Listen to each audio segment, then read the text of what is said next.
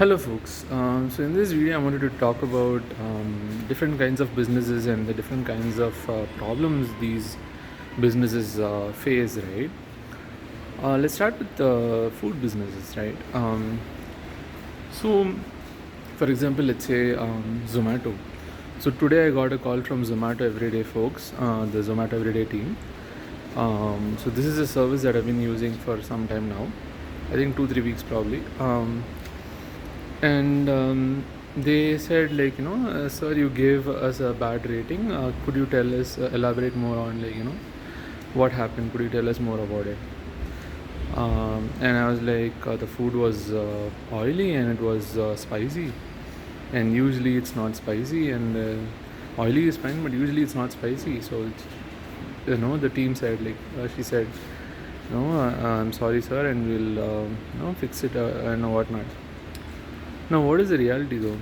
If I think about it, let's say I am Zomato Everyday Business, and I mean, I'm not really smart and all, but with whatever knowledge I have currently, which is very, very minimal, if I think logically, Zomato Everyday has just a set menu, and people can order, and I'm sure they would have mass made a lot of the food.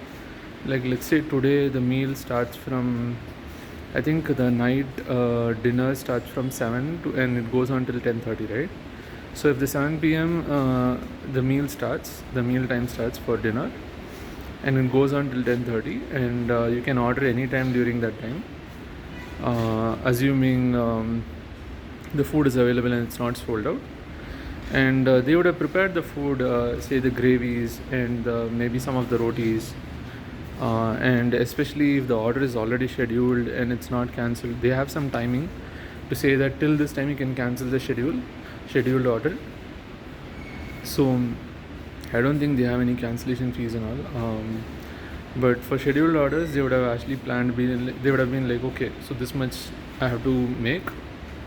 So they'll just mass produce the whole chapatis, and like, as in when I say mass produce, probably for, like, I don't know, Bangalore scale.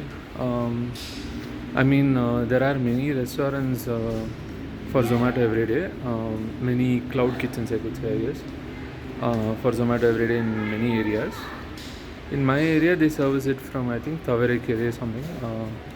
So probably the number of orders they get every day, based on that, they would have probably prepared some amount of food, let's say for 1,000 people or 2,000 people or 5,000 people, whatever, right?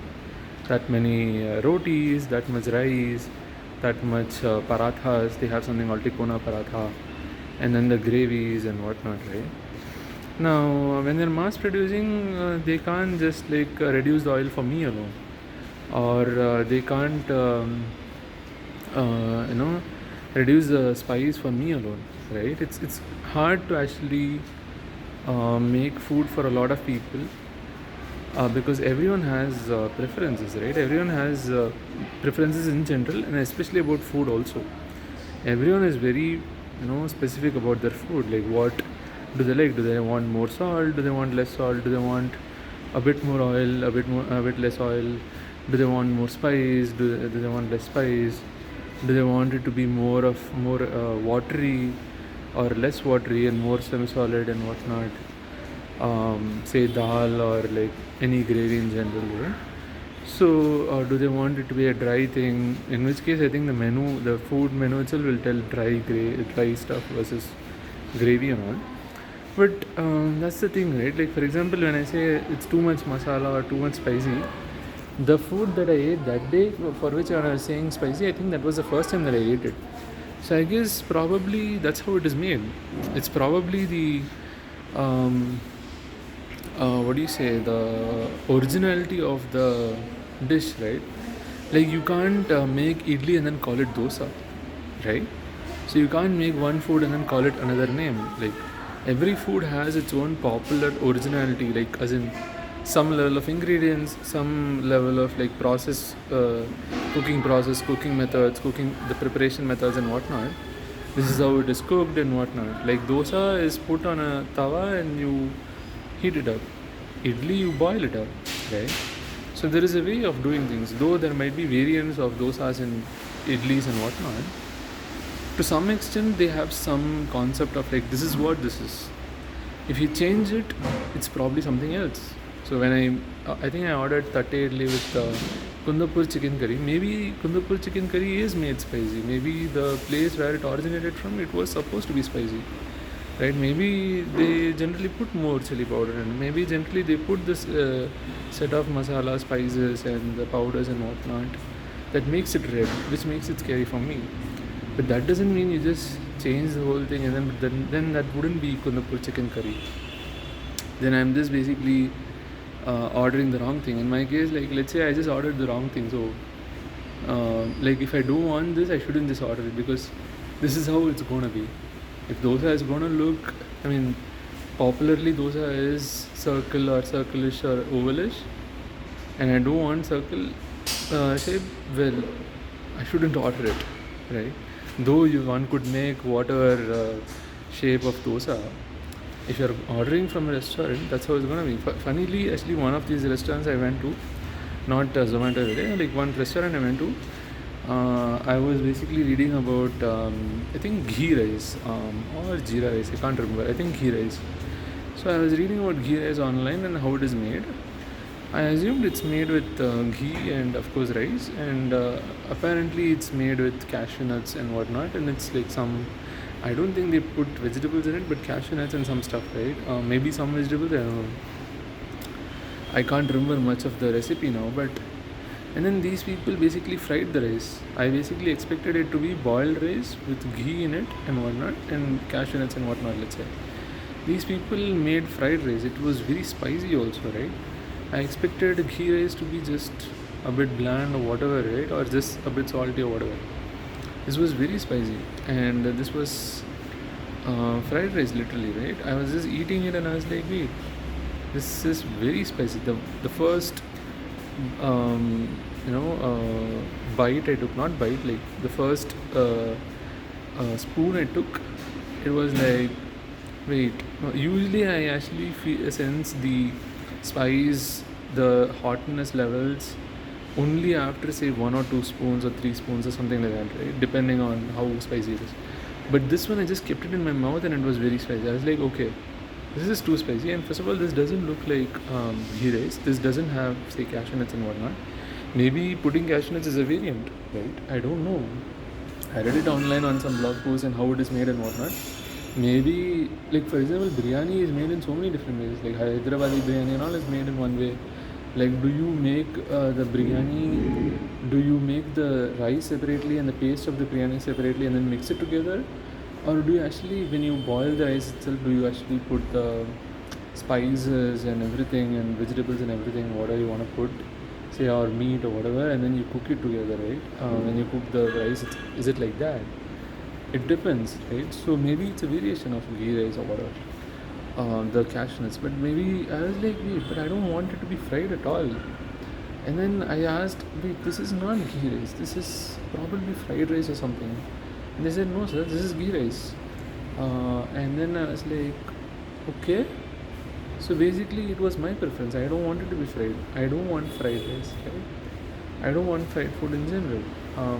Deep fried food, fried food, no, I don't want it. So at least 99% of the time I don't want it. Maybe 1%, I don't know.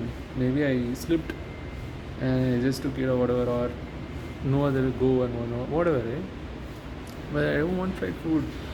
Consciously order fried food or deep fried food generally, right?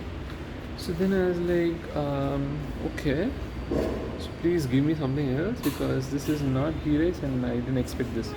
Basically, in a menu, they can only put the name. They can't put, and maybe they can put ingredients. This was a very small shop, they won't put ingredients on. They just put the name and the cost. So you can only see the name of the item, food item, the price, and you're like, okay, let's order this, right? But then you don't know what is the ingredients. You're just like, let's order this, and then that's all. You don't know the ingredients, you don't know the cooking process, you don't know how much salt they'll put, how much, say, chili they'll put, how much chili powder they'll put. You don't know the exact ingredients. You're not sitting in the kitchen and watching someone make it. It's not an open kitchen.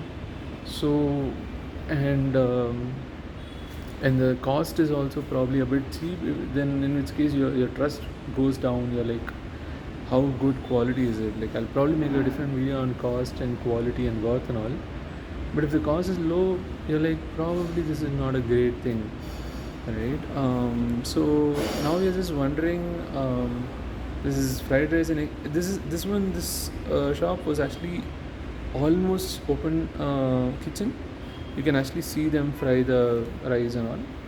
So it's a counter, and then behind the counter you can see them fry the rice. So any rice you ask for, even you ask for pulao, whatever you ask for, regardless of it's supposed to be just boiled and not fried or whatever, like you want that variant only, they fry it because they already have the food available. It's pre-made. The pulao and whatnot is pre-made. They just want to heat it so that it's not cold, right? And then they give it to you. So to heat it, they actually put it in the kadai, and then they kind of slightly fry it up, and then give it to you, so that the rice and the vegetables and all are actually hot, and you can eat some hot food. But I'm like, okay, so this is very oily, fried. And they said no, this is ghee only. They said this is ghee and it's not oil. And it was very spicy. I expected it to not be spicy. So I was like, okay, I don't want this. So similar to that, Kundapur chicken curry and Zomato everyday, maybe it's supposed to be spicy. I don't know, right? So it's not like I'm asking my mom to make just specifically for me. I'm asking Zomato everyday to make food for me while they're making food for so many other people. So if you're in a food business, if you're making food for many people and you've already made the food and you're just serving it, usually fast food or like this kind of restaurants and whatnot, wherein a lot of the food is pre-made because they can't be like taking orders and then making the food then and there. Not always, because then funnily a lot of people want their food immediately, right? And then some of these people also want their food to be fresh, right? Then you should only make your food yourself, or you should have a cook or something to actually make your food, a maid to make your food. And some people want their ingredients to be fresh, like it should just come from the farm and immediately made, right? So all these are preferences, right? But then how much food businesses can actually cater to these preferences? Pretty hard, right? When you have very specific preferences around food, it's going to be hard for food businesses to actually cater to them. A lot of people are okay with like, say fried food, say fried rice and whatnot. A lot of people are okay with like, say, spicy food. They want spicy food, right? A lot of times all these food businesses, they have to go with demand, right? Like they will of course go with demand. They're a business, they have to be sustainable, they have to earn profit. So whatever is popular, whatever is in demand, they'll go with it, right? For example, if paneer is popular, any paneer dish is popular, they'll make more of paneer dishes. And I am someone who was not so much into paneer. Now I'm like okay with paneer. So I'm like, why is it all paneer? Like there's less of other dishes and whatnot, say based on vegetables and whatnot, right? Because well, paneer is famous, paneer is in demand, paneer is very popular. A lot of people love paneer, right? People like popular dishes like paneer butter masala and whatnot. They'll of course make something that is in demand so that more people will buy, so that they'll get more profit, right? They can't make something they can't put something on the menu that just very few people will buy, and then if those people don't even come to the restaurant or just buy from the business, then what's the point, right? And the food businesses, first of all, it's really hard to first of all even decide how much to make. First of all, this food preference is one thing for Zomato everyday and like similar companies. Like Zomato everyday said they'll fix it and whatnot. I don't think it's going to be easy for them to fix. First there is food preferences, and then there is next thing is food preferences. In my case, I want it to be less oily, and I want it to be less masala, or like less red in color. Like at least it looks scary, so I'm like, I don't want to eat it. I don't know if it is harmful or not, but it looks scary, right? Of course there could be dishes that don't look scary but they're harmful. The main thing is it shouldn't be harmful, but a lot of times I've noticed that if it looks scary, it's most probably harmful. And I'm like, this looks red for some reason. For example, I think I ate chicken makhani the other day. I noticed later that it's actually the gravy is based on tomato, so it's probably the red color, very dark red color, is probably because of the tomato. And since it's cooked dark red, right? Instead of chili powder and like say chili powder and whatnot, it's probably those, and then other spices and whatnot, right? So, but yeah, I don't know. It looks scary. It's like dark red. I'm like, I'm not going to eat chicken makhani. So, it's just weird food preferences, like taste based or how it looks. Some people just don't eat food that looks disgusting, right? For some people, they know it tastes great and they're fine if it looks like whatever it looks like. So, people have different preferences, right? So, it's hard to actually run a food company, food business, like say similar to restaurants, Zomato Everyday's restaurant or any food restaurant and whatnot, or even say I stay in a hostel, so there is food being served here every day. So general cooked food that you get, right? Instead of packaged food, I'm talking about cooked food business, right? So what other problems do they, like food business, cooked food businesses have? They need to first of all make the food, right? For which they need to get the ingredients and whatnot. How much food to even make? Like Zomato Everyday, interestingly, they have a schedule option, but then anyone can cancel their scheduled order and all that. Like for example, if I schedule an order for tomorrow, say morning, I can cancel it till say tomorrow morning. Say tomorrow morning I schedule it for 11:30. I think that's when the lunch time starts, and I order a schedule order my lunch for say 11:30 to 12. They have a slot 11:30 to 12 and then 12 to 12:30 and so on till 3:30, half an hour slots. You can schedule it beforehand or even during that 11 to 3:30 timing. And but during 11 to 3:30 you can order on demand anytime, right? You don't have to schedule only. You can actually order on demand anytime in that 11 to 3:30 timing. If the lunch meal is available, you can just order it on demand, say at 11:15 whatever, and then say I want it now, and then depending on how much time the delivery partner takes, you'll get it. You don't have to say like 11:30 to 12.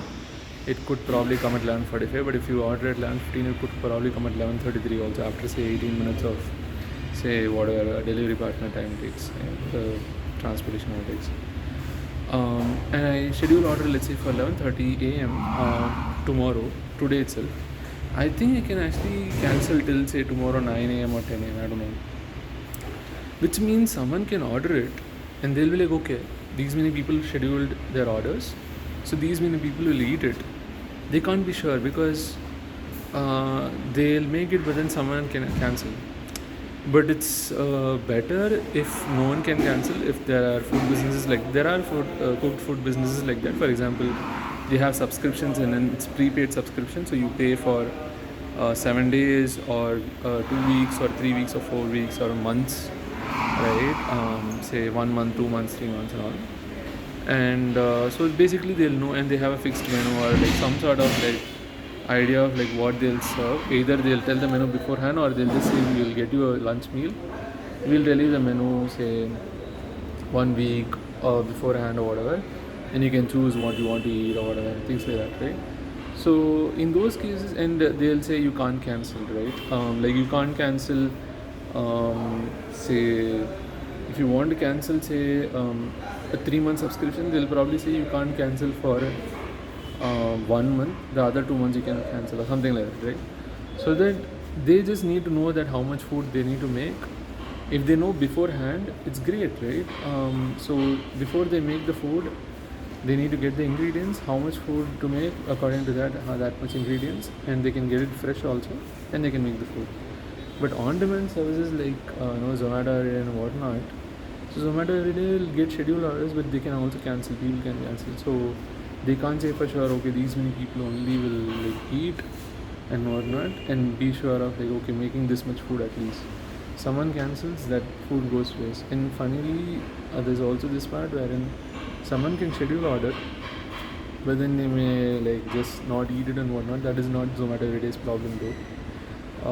But they'll just order, they'll get the food, but it'll go to waste. That's a different food waste problem, general world problem. But anyways, and then of course um, Zomato every day can have something like you can't,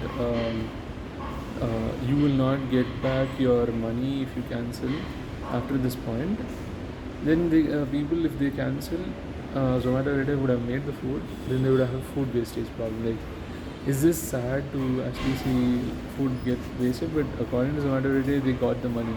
Or like food businesses, they just get the money, cooked food businesses, but the food goes to waste. Right, so of course they get the money, but food goes to waste. Again, general food waste problem, but not food businesses problem, because they have already gotten the money for the food they made.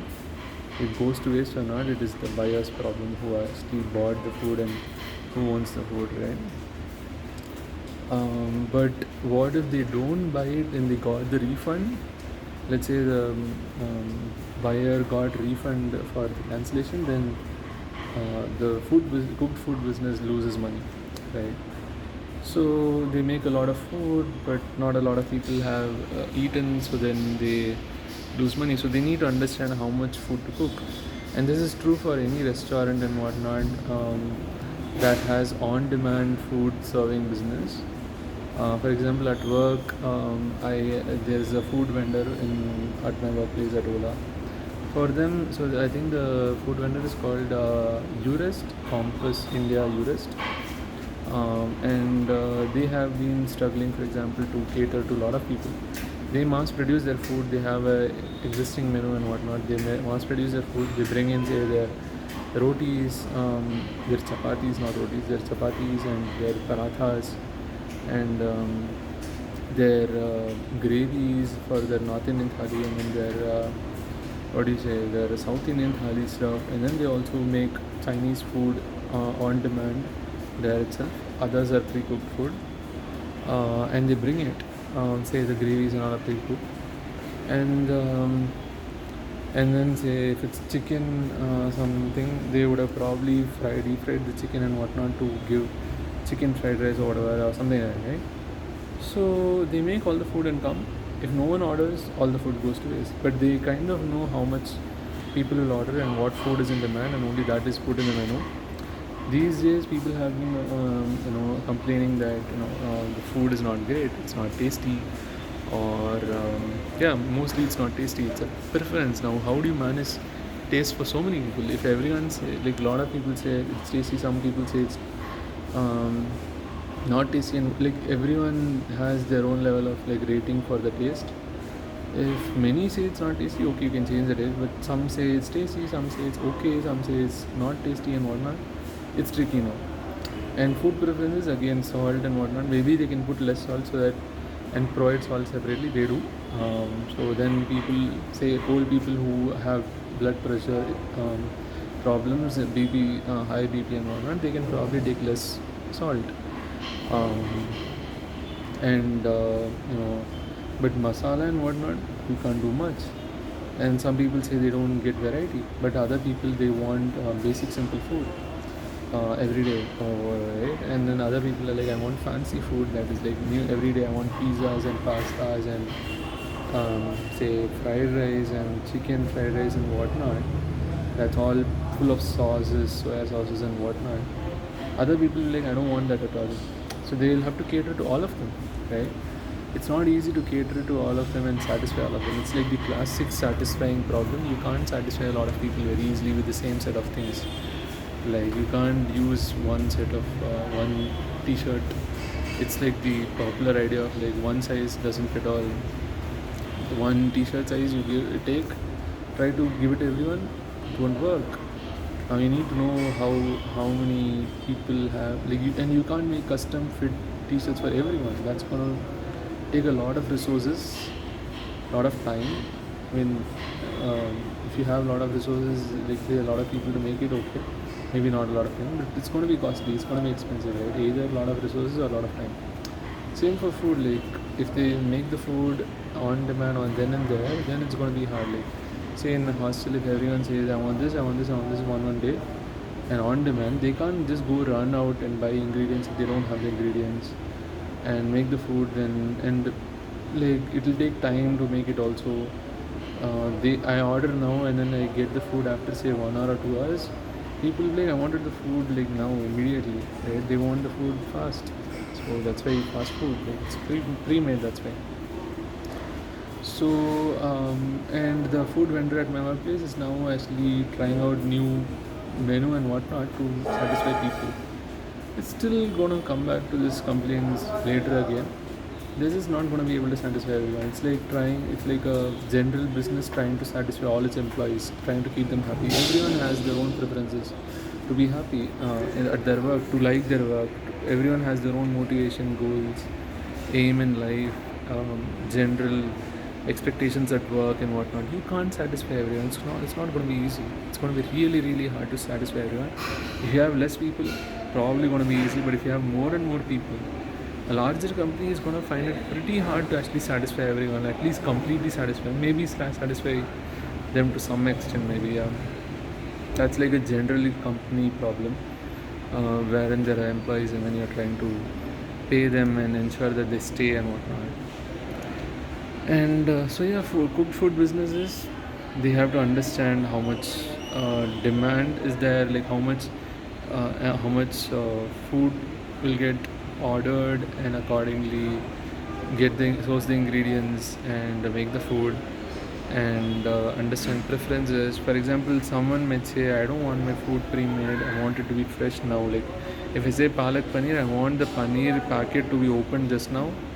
So it can come from the fridge, that's fine. It has to be opened just now and then cut, and then the palak to come taken out of the fridge or whatever, and then to be smashed and made into a gravy, and then make the palak paneer. I'm assuming this is how people make it, I don't know. But what if the palak is already smashed and the paneer is already there, cut and kept and whatnot? What if they don't even make palak gravy using palak, fresh palak? But what if it's just a powder of palak? Say they dried palak and made a powder of it, and then they mix water, and then it becomes a gravy of sorts. What if they do that? I don't know, right? I sometimes wonder, right? They give the food so fast. You sometimes wonder, wait, how come they made it so fast? Was the where the vegetables pre-cut? Say I order something like some mixed vegetable curry, where the vegetables pre-cut, I don't want them to be pre-cut. They are not fresh then. Like it's okay if it's in the fridge, but I want them to be cut only when I ordered, like after I order. But I want the food fast also, and so that's tricky stuff. But yeah, people want fast food, fresh food, and whatnot. Every one has preferences, but anyways. But if you give them late, they'll complain, of course. So, for example, yeah, my at work at Ola, the food vendor gets complaints that the food is not great or tasty and whatnot. There's no variety. At my hostel, they get complaints that the food is not great. Like someone doesn't want sweets at night, but they serve sweets at night, let's say, and then someone doesn't wants roti like all the time. Like for example, I like roti all the time, but then I'm not eating all the time. I'm not eating 3 meals a day at my hostel, funnily. But then I have expectations, I have preferences. And then for example, they have a menu. They are like, tonight we are making roti, and we are also making a special gravy. So because of that, we won't make roti in the afternoon. I'm like, oh man, arey like, I want roti and dal, which is basic all the time, but I'm not eating all the time. So they could basically just say, dude, you're not even eating all the time. But I do pay for all the meals beforehand, regardless if I eat or not. They get paid for all the meals that they make for me, but then they'll go to waste if I don't eat. So that's also a thing, right? Like in the hostel, I pay all the money for the food they make. I eat great for me. Actually, no, depends, because sometimes the food is like spicy, or it's not exactly healthy in my view. So I have concerns. So I'm like, I don't want it. It's fine. And they make a lot of times they make potatoes, and I'm like, it's cheap for them probably, or it's easy, or it's probably in demand. A lot of people love potatoes. I don't know, but I don't eat potatoes. And whatever, anyways. But I don't eat it. It's fine. But because of this, what happens is like a lot of people probably eat at different times. but they pay for all the food like say monthly rent is paid, which includes the food. So for them the money has come and they use it to source the ingredients and all. And the interesting thing is a lot of food will get wasted. For them it's not a problem in terms of money because they've got the money that they wanted, right, for the food. But then a lot of food gets wasted. So what can they do about it? Probably make a bit less. And then what else? If not a lot of people are eating, make less. And the next thing is, if they have to keep the rent pretty low so that more people come, so then and a lot of food however gets wasted, so they'll probably make less food and probably even make a bit less quality food, right?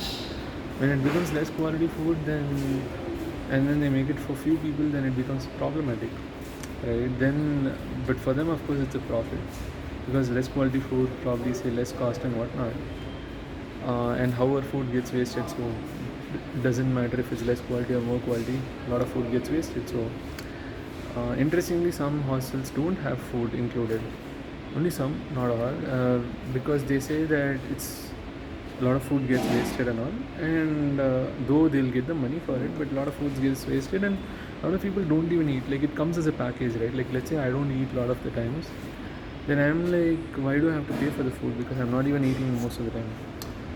But some people will want the food.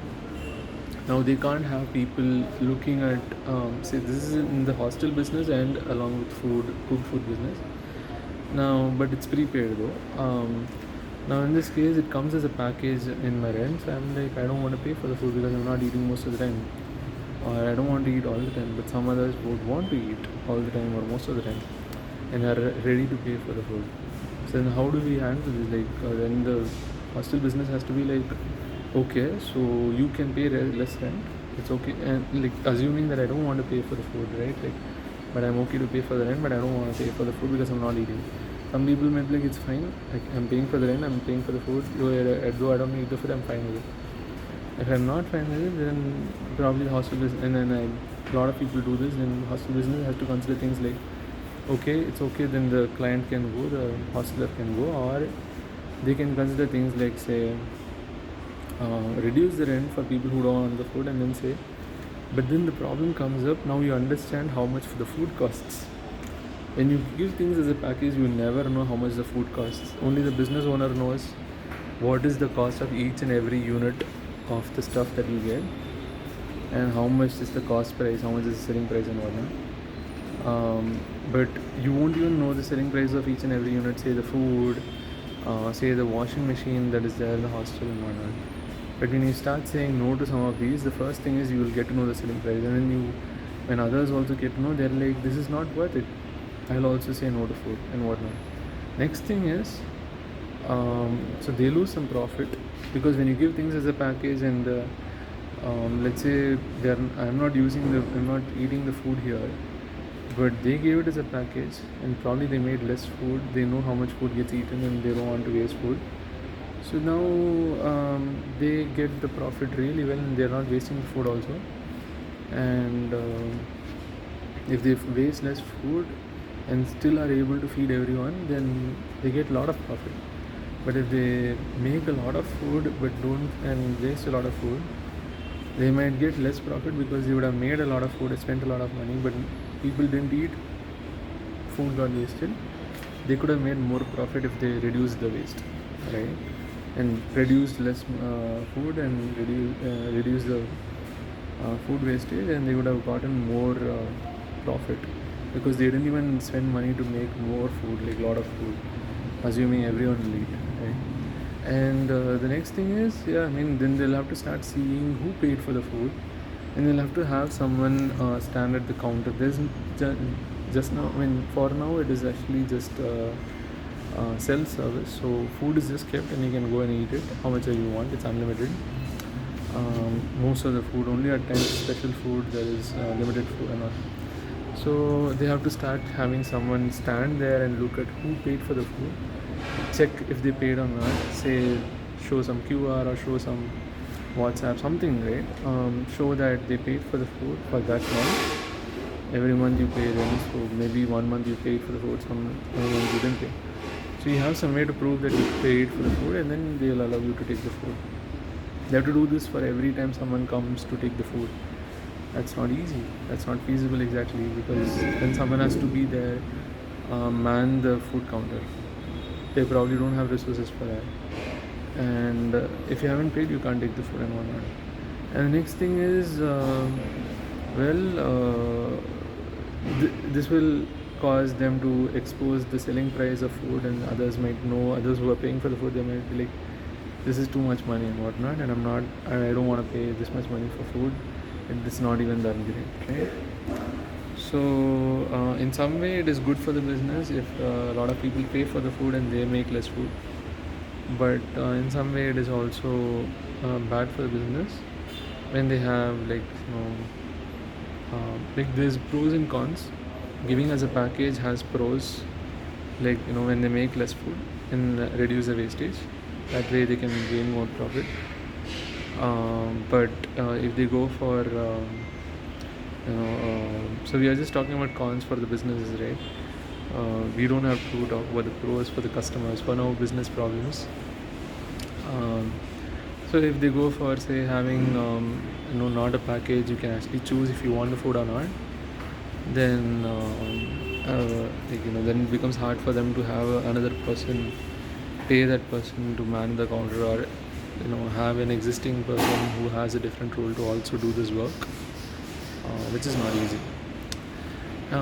What else? Like cooked food businesses, yeah, food wastage and whatnot, and hence profit waste, assuming that no one bought the food and that food got wasted, and money was used to cook that food and by the business, but it didn't get owned and bought by someone, and it got wasted, right? And so they have to look at what is in demand and ensure that it gets sold, and they can't cater to the needs of everyone and satisfy everyone. The one good thing about restaurants is, like, now you have Swiggy, Zomato. Every restaurant can actually focus on their niche. For example, I'm a South Indian restaurant, I'm a North Indian restaurant, or I'm a small mix of South Indian and North Indian, and I'll focus on the demand only for this. If someone wants something else, they can go to some other restaurant, right? And Swiggy, Zomato will help you to actually order from anywhere and be the broker in between you and the restaurant, and so that you can actually order from anywhere and get whatever exactly you want. But still, it's hard to understand the demand or how much orders will come every day for a restaurant, for a cooked food service, assuming it's an on-demand service. What else? So going from food businesses, understanding like whole catering to many people and all, and yeah, also cooked food business, if you want to cater to many people, it's going to be hard. And if you start catering to each and every person and consider many people, you won't have the time or the money to actually cater to them all. Making the food on demand and getting the ingredients then and there or before it's or whatever, there's going to be some amount of probably a lot of amount of wastage, and it's going to be very expensive. And what else? And it's also going to take quite some time to serve the food, and if the customers are okay and are ready to pay for all the effort and money that went to it, maybe, or else it's not worth it, and most people won't. There are very few people who will want things like that. What else? So hostel business, let's going from cooked food businesses, hostel businesses, right? Hostels, I am in a hostel, paid hostel. They have food. We spoke about the food business problems they have in the hostel. Next thing is they have to look at, say, real estate, right? Any food business or any business that requires some amount of real estate is going to be tricky, because, for example, say food business, they want to have a fine dining restaurant, they need to have proper real estate. They need to have enough space to actually provide food and create a very nice restaurant and all that. So they need to have enough real estate to make it. If it's a cloud kitchen, maybe they just need real estate to make the kitchen, and that's all, like to have the kitchen, and then they can just ask everyone to take orders through, say, Swiggy, Zomato, and take away, deliver them. Swiggy Zomato will take care of the delivery part, and maybe people can come themselves and order, but again someone has to stand and get the order and then tell the order to say the kitchen, and then get the order from the kitchen and give it to the customer. And it's possible that your Swiggy Zomato orders or whatever orders come first, and then the customer comes later, but then customer is like, I am here in person, give me the food immediately, right? Instead of giving Swiggy Zomato and all. So they would probably just be like, okay, let's not take customer orders and whatnot. So like, let's not take in-person orders, only online Swiggy, Zomato and similar delivery service orders and whatnot. And the great thing about Cloud Kitchen is they don't have to have say furniture for serving dishes. They don't have to have a lot of say dishes, as in like lot of plates and bowls and whatnot, and they don't have to wash them and whatnot. They just need a lot of packaging material, say boxes and whatnot, say fiber based boxes, and packet like aluminum foils and whatnot, whatever they need to do packaging of food. And they won't need furnitures, they won't need waiters, they won't need say a lot of counters and whatnot to take care of building and whatnot, right? They won't need fans, they won't need the infrastructure for like chairs, fancy tables, fancy chairs, and fancy mugs, fancy jars to keep say water and stuff, and having paintings around the place depending on how much level of fine dining they want to do, and sofas and whatnot. So Cloud Kitchens can just do their core business, which is making food, because they don't have real estate, or they just want it to be very minimal and efficient and whatnot, and they don't want to spend time on say serving people and taking care of real estate. Now they just need to ensure that they can make food fast and serve it off. In hostel business also you need real estate, because people are going to stay in the hostel and whatnot. It's a paid hostel. So in my hostel, for example, I think I have 5 floors and 1 terrace. To maximize the amount of rooms they have, all the 5 floors have rooms. I think they have 17 rooms in each floor.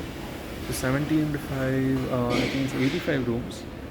So then where and then they have food, right? Food business, like they serve food.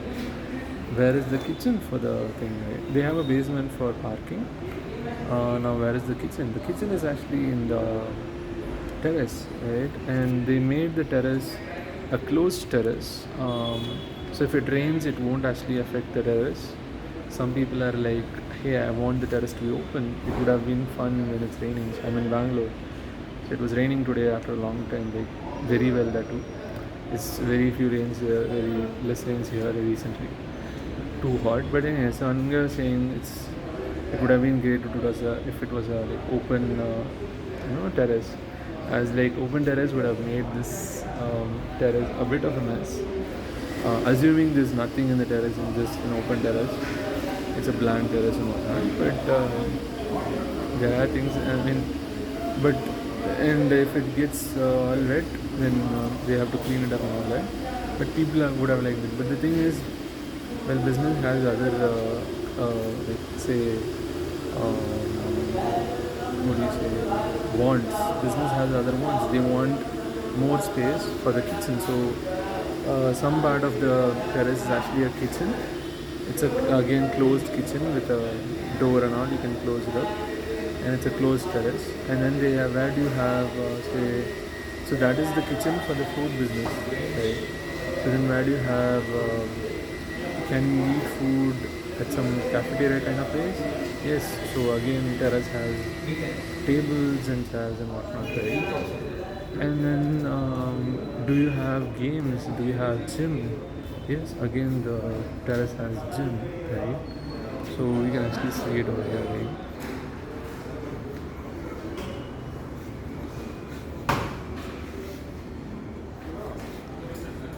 So what else? The terrace has gym, and there's also a good environment for them. There are mirrors. Usually for gyms you need mirrors, and then they also covered it up with like some grass so that it's not just some. So this behind this there's basically plywood But yeah, and you also need gym equipments, right? So they have a treadmill, they have stuff like this for weightlifting and all. They have dumbbells. So they also have games like. So the real estate is used for all that. So that is the kitchen and whatnot. Okay, what about the staff? The staff here are almost always there, 24/7. But where do the staff stay? Like where does the staff stay? So the staff stays in the terrace again. So they have rooms, small rooms in the terrace, not built out of brick and mortar. Even the kitchen is not built out of brick and mortar. It's built using some other material. So the terrace is like completely used up, and you can see the terrace has a shed so that water doesn't come through, and it's like, say if it's very sunny or raining a lot of water, nothing affects the terrace, right? And okay, so you have all of this for people to stay and whatnot, rooms, and then you have kitchen, you have the cafeteria over here. Do you help people with washing their clothes? Yes, they have a washing machine again in the terrace, some 3 washing machines. Okay, there's cafeteria. Can you drink water? Is there a water dispenser? Water dispensers. And these are the tables and chairs for the cafeteria. Can you cook food? Yes, you will.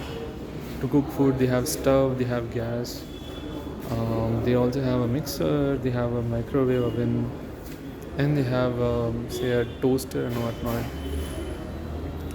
Right. So where do they serve the food? Food is served there. Alright. So okay. So if you wash the clothes, how do I dry the clothes? So usually people dry the clothes in the terrace, right? So yes, here the whole terrace is not used. Only a few rows over here. Right. So it's 85 rooms, but not everyone is always washing clothes or always drying clothes. But yeah, it's still little space, but it's fine. And the terrace also has like, it can be an open terrace in the sense that it can be opened up a bit. They have windows. Say for example, there are windows like this. A few of them are most of the others are just transparent and glasses that you can't open up. Alright, so now they have to manage the real estate like this. Some people might be okay with this. Some people might be like, hey, come on, I want my terrace to be open and free, or I want my terrace to be closed, open, that is fine, but I want my terrace to be free and not having so many things. I want to be able to walk around and like talk and whatnot, talk over the phone or just chill and whatnot. So there might be complaints, but the business has to take care of real estate. What other problems will they have? Like it's a paid hostel and everyone has to live in harmony. So they actually close the terrace after 11:30 p.m. and all that. 11 p.m. usually. Why? Because some people come to the top terrace and then make noise, and it can affect. And like they form a group, right? Like there's only so many people you can actually fit in a room, so you can't actually form a group of people staying in a hostel, fit them all in one room, and make a lot of noise. But you can easily actually have a lot of people forming a group in the terrace, say making food, talking, and whatnot, and that noise will affect the people sleeping downstairs. So they close the terrace so that people don't come around and like sit and talk or play around the snooker and whatnot, because when a group comes and plays and makes noise, then that noise usually comes downstairs, because it's just like 5 floors and you can actually usually hear what's happening. In some of the rooms you can hear what's happening in the terrace, because the building is built like that with a lot of ventilation and all here and there, and through that ventilation and stuff that you can hear, the building is built in some ways that you can actually hear to some extent what's going on in the terrace, especially at least 5th floor, 4th floor, and the other floors also in some rooms, not all rooms. So what else? The rooms are built in such a way that you can actually get your windows only if you are in some rooms. You won't get windows in other rooms. It's just an open ventilation, but you can't see stuff. You can only see, say, walls, right? Through that open. You can't see outside stuff. What else? And yeah, they need to ensure everyone has to live in harmony, so they need to ensure stuff like no one's drinking or smoking. Generally, many people have this preference of like, I don't want people drinking and smoking, at least within the hostel and within the rooms. And then they need to take care of stuff like don't bring hostel food within the room. I think they should just not bring any food within the room because it makes it hard to clean the rooms, and then there's also like a lot of pests like say cockroaches and whatnot that actually gets attracted when there is food, cooked food and whatnot, right? Or just food in general. So they need to look at that. And then it's a co-living PG. It's a co-living hostel, so men, women, both are there. So and you don't want problems like sexual harassment and whatnot, right? Next thing is a lot of resources are common, let's say the stove, the microwave oven and all whatnot. You don't want them. You don't want the hostlers to be breaking them or misusing them and whatnot. The washing machine and whatnot, right? You need to be telling them to use it in a proper way. What else? Like microwave oven, if they don't use it properly, they use some utensils, some random thing inside, put it inside, and it can cause problems. They'll have to fix it. Then they'll say hostler has to fix it because they made the mistake. They put rules for all of this. Till over here, right? To look at what the customers, the hustlers can do, and they need to put rules, and they need to get refunds in case something goes wrong. They have to put stuff like they're not usual stuff that businesses have problems with. They're not responsible for items that gets lost and whatnot, for missing parcels and whatnot. And then what else? Yeah, I mean, as a renting real estate business, if the person who is renting let's say in this case hostlers, but it could also be a house you're renting, you could actually rent it for a month, and then next month you can be like, during the month you can be like, I'm just going, and then suddenly the person who owns the place has to find another person to actually use the place so that they can get rent, or else it's a waste. The real estate is not earning any money for them. In this case, for the hostel, they actually have this usual thing like intimation, timeline. Intimate me in advance, give a notice period. So tell me 1 month in advance and whatnot. Similar to house, whatever. Like they say, tell me 6 months in advance, or you have to stay for this many months. Minimum, you have a schedule and a contract and whatnot. You have to follow. So the business also knows you will be staying for this much minimum time and when you will be leaving, so that they can look for another person to use the real estate beforehand, so that when you leave or when the user of the real estate leaves, they can get the other person, the user to come in, right? What else? And then of course hostel businesses, they generally will have problems like common resources are there. So for example, let's say water dispenser. Yesterday night I noticed that there was one water dispenser that wasn't working properly, right? So they had switched it off. But then there are people who don't know that, and some people just don't think much. They're like, why is this switched off? They just switch it on. It's not working in the sense that one of the buttons was not working, and it will cause the water to leak and cause problem. Wastewater will cause problems, and leak water and the whole floor filling up with water to some level. So you need to actually ensure that people are not being stupid or don't do something weird that will cause problems, right? And even common resources like say wash basins, people will just put waste in their wash basins and whatnot, not in the dustbin. People will use dirty hands and whatnot. So general stuff, common resource stuff, so it just happens, you can't help it. But a hostel will have to take care of all of this, and they have to take care of, in this case you have to take care of stuff like external people are not allowed, so that no one suspicious enters and say, or someone doesn't run some say brothel business, some prostitution business or something and whatnot. They don't do all of that shit. And also to ensure the safety and security and whatnot. And they have CCTV cameras to ensure that there is safety, security, and they have to be sure about if everything is good, right? And yeah, they have to ensure like electricity and water, all the resources are good and enough. For example, they have washrooms in every room. The rooms are generally shared by two people, and you could actually take the whole room also. You'll have to pay twice the amount. So if there are washrooms, they'll have plumbing issues, water issues, and whatnot. Um, and then they have a lift, they have an elevator, so there could be electricity issues, elevator issues.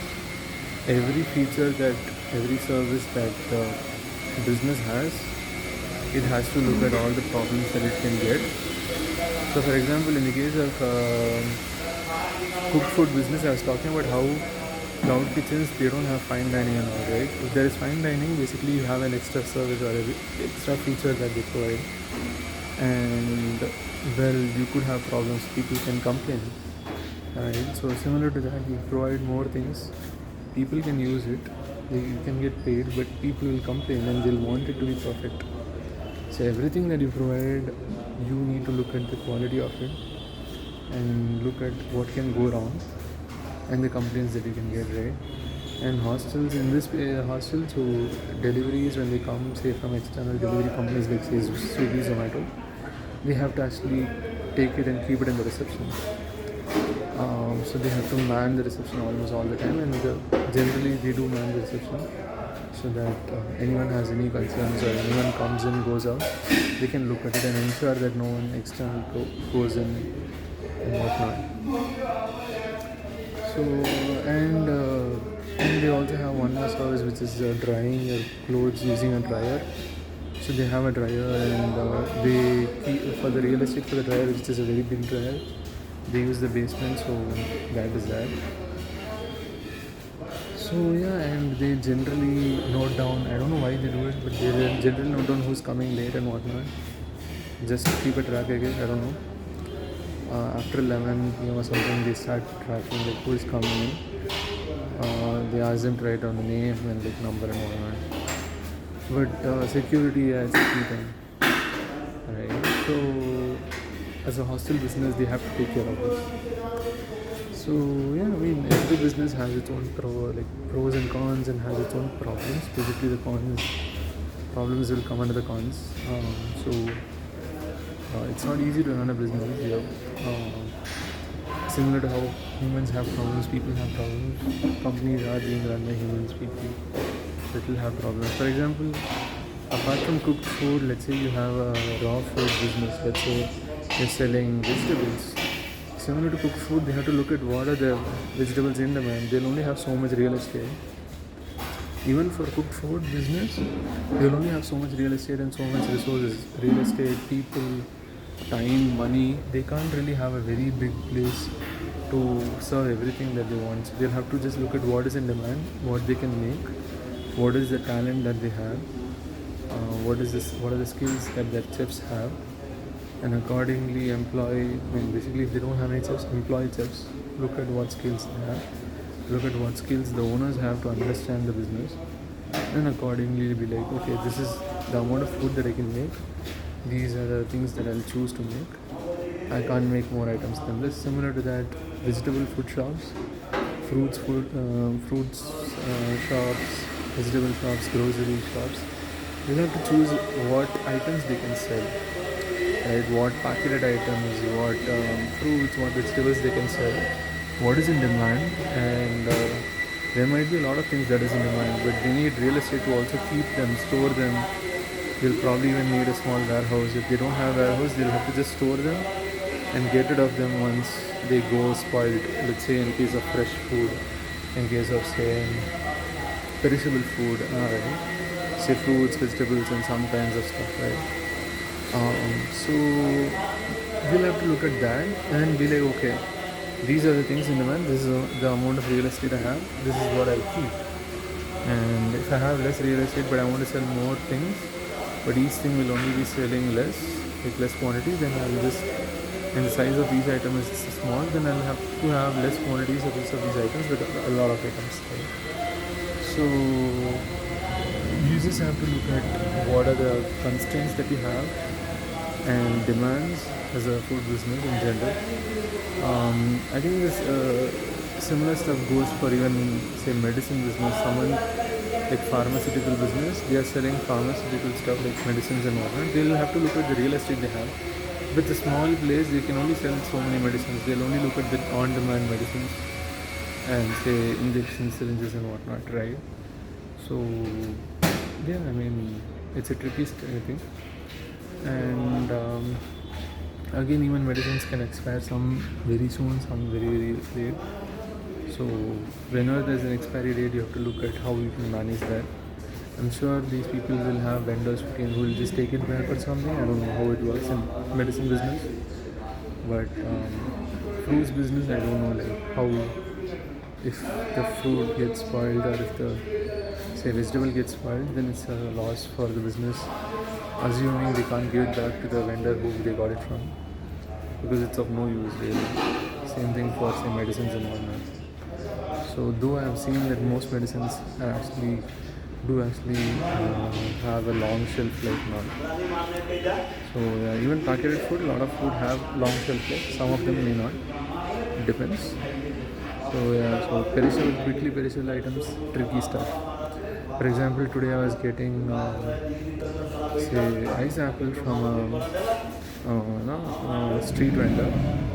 They cut the ice apple then and there and gave it to me. The thing is, he said the ice apple will be nice and great for say 3 days. That's all. So he has to sell all of the ones that he has for 3 days in the 3 days. And interestingly, this is only available in the 3 months, 2 months, 3 months season of the ice apple, and then that's all. So it's also seasonal stuff.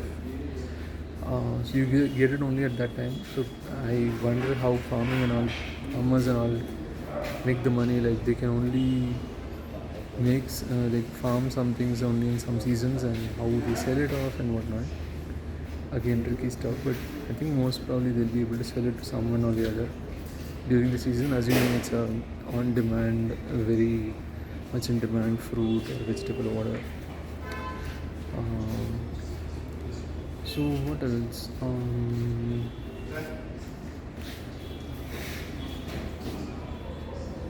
I think I'll probably think about more problems in different kinds of businesses and get back. But transportation and in general, any on-demand business, right? Say there's a fruit vendor that in this street I see, and even in my workplace and all, where they cut the fruits and give it to you. So one thing is you buy fruits directly, or you buy say fruit juices, or you buy packed fruit juices. There's like different levels, right? You get the fruit, or you get cut fruits, or you get fruit juices, or you get packed fruit juices. Packed fruit juices, the shelf life is really high generally. They put preservatives and whatnot, but it's not a great idea to get them. I'll probably talk about it more about it in a different video. I'll just quickly say one thing, like packed fruit juices, like you never know. First of all, the fruit, say mango, there's only some seasons mango are grown in. You could get these packed fruit juices, say mango juice, at any time of the year, and not just when it's mango season. So you might wonder, where did they get the mangoes? It's probably because it could be preserved with the preservatives that they have. Also, you never know like what quality mangoes they put in. They could have put good quality and bad quality. I don't know if they actually pick properly and use only good quality fruits in these packed fruit juices, and then who knows what they put, like say added sugar or just white sugar, refined sugar and whatnot for its taste and sugary taste. Apart from of course the natural sugar in the fruit will give its taste, but so for example sliced maza and all, mango juices or even apple fizz and whatnot, right? So which are like apple juices, mango juices. And the other thing is, it's not even necessary that these have to be actual mangoes, real mangoes. They could probably add mango flavor. I wonder how they make artificial flavors though. This could be an artificial flavor also. So it could be artificial mango flavor or artificial say apple here or artificial say pomegranate here. I don't know what is possible, but just assuming, right? So yeah, I mean, but the thing is this, right? Like they have more shelf life, so they can sell it easily, and they have a lot of demand because a lot of sugar and all. But then what about fruit juices? Like fruit juices, people want it to be fresh. They want it immediately then and there. So you take the fruit and you crush it up like and smash it up using a mixer and all, or make smoothies, fruit smoothies and whatnot. You'll have to buy the fruits, and fruits are perishable very easily after a few days and whatnot. Even if you keep it in the fridge a few weeks, depending on the kind of fruit and all that. So it's not easy. So again, businesses have to understand what is the demand, what is the popular juice in demand. Say apple juices, I don't know, or pineapple juices and all. They might not make juices of like not so popular fruits and all, and maybe they might not even like get them and like consider them and whatnot because it's just people don't even know about it, so it's not popular and all, and it's not on demand. No one's asking for it, even if people know it. And then there is cut fruits, right? Buying fruits, we spoke about it. Fruits can perish. Fruit vendors have to wonder about it, and it's a loss for them. What about cut fruits? Again, you have to have the fruits. They can perish, and even if you have the fruits, some fruit vendors they cut it on demand. Like, say you say I want cut fruits now, you cut the fruit now. Some vendors they already have the fruit cut because they can't sell the whole. Let's say it's a watermelon. You can't sell the whole watermelon fruit to someone. Very rarely they get the whole watermelon. Someone gets the whole watermelon completely cut and given. Instead, you just give some pieces, and generally it's advised to eat less fruits only, less amount of each fruit for a given day. So, especially if you're eating every day, it's better to eat a less amount every day, given the amount of sugar and like whatever is there in the food, natural sugars and other stuff. So then you'll probably cut the watermelon already. So then someone's gonna be like, "This is not fresh." You cut a new watermelon. You'll probably have other the fruit cut fruits vendor might probably have another watermelon already cut. They'll be like, "I'll just cut this." You'll be like, "No, I want it to be fresh. Take a new watermelon that is not cut and then cut it now." So that's a problem, and also these are on demand. All of these are on demand, like except for packed fruit juice, which is easy to sell on demand because it also has a long shelf life. A lot of these on demand services, like say they're selling fruits, vegetables, selling say cut fruits, you have to say cut then and there and give it, and if no one comes, your fruits go to waste. Same for fruit juice and all, right? And a lot of food, like say I want boiled peanuts, or I want corn, say I want boiled corn, right? Or I want say I don't know, say some sandwich or something, right? Even minimally cooked food and whatnot, there's a lot of problems for the food business. A lot of things can perish, a lot of things can just go to waste easily like that. So it's hard. So yeah, businesses have like a lot of back problems. So it's not easy to run a business. I would consider that software, for example, is very easy. There's no perishable stuff in it and all. Software businesses, but of course you need clients and whatnot, and you need to build the software. I generally assume it's easy to build the software because I'm a software engineer, but at scale it's not exactly, and it's not really easy to get someone to buy your software, especially when the cost is really really high and millions on it, or have many users buy your software. So anyways, we'll talk about that in a separate day, different conversation. But these are some of the problems that businesses face. Yeah, I just wanted to talk about that. See you in the next one. Bye.